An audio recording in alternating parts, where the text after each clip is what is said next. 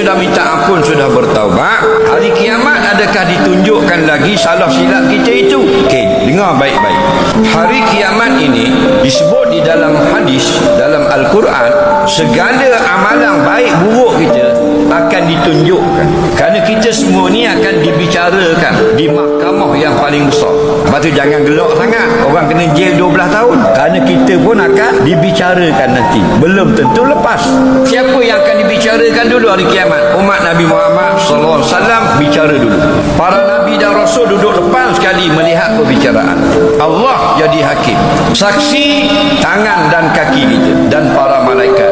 Al-yawma naftimu ala afwahihim wa tukallimuna aydihim. Pada hari perbicaraan nanti kami tutup mulut manusia kerana banyak bohong, dan kami jadikan tangan boleh bercakap.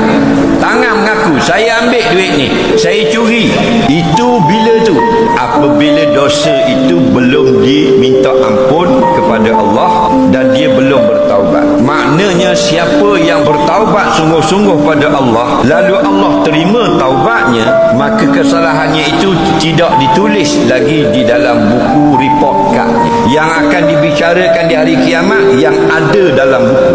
Lepas tu jangan minta ampun satu dosa, sebut segala dosa. Jadi kalau awak sudah bertaubat, Allah terima taubat awak, tidak akan dibicarakan